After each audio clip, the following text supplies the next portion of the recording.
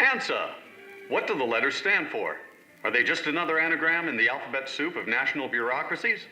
What do they mean? To be precise, the letters are government shorthand for the American National Space Administration. But what do they really mean?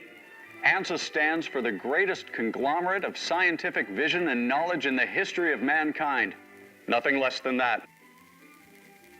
And if I sound like I'm bursting with pride, it's because I am.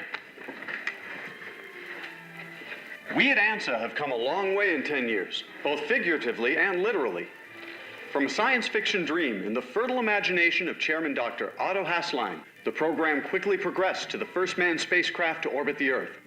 With the combined brilliance of the finest minds in aerospace science, Dr. Hasslein then turned his attention to exploring other worlds, landing men on the Moon, and then the red planet, Mars. But ANSA's vision could not be limited by our own solar system. Human exploration of Earth's neighboring planets served as only a prelude to ANSA's further ambitions. Photon propulsion and near light speed travel have now allowed Dr. Hasslein and his team to target distant galaxies and nebulae for their next destinations. The result? Project Liberty, in which a manned spaceflight will be sent to the distant constellation Centaurus, 4 light years away.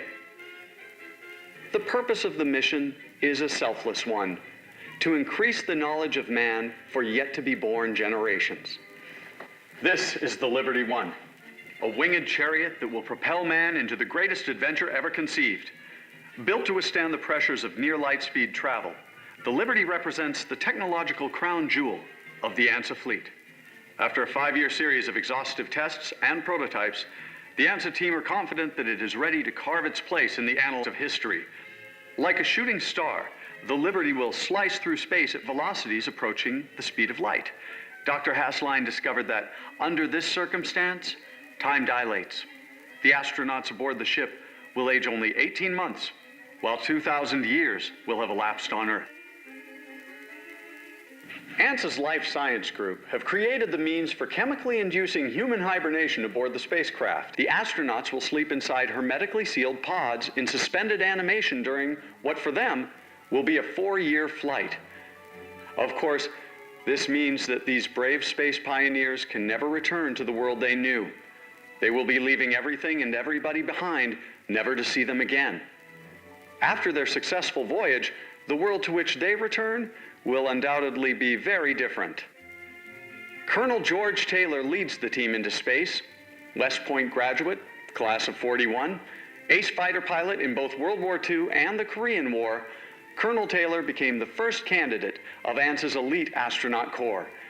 When asked why he would leave behind the world he knew to explore the vastness of deep space, he answered simply, "For the promise of a better world." Lieutenant John Landon serves as navigator aboard the Liberty One. Distinguishing himself as navigator on ANSA's Juno-Mars mission, Lieutenant Landon automatically became the prime choice for the Liberty project. After searching their souls and weighing the sacrifice, John and his wife proudly chose to add the lieutenant's talents to the mission. His infant son, Mike, will grow to manhood knowing that his father bravely conquered nothing less than time and space.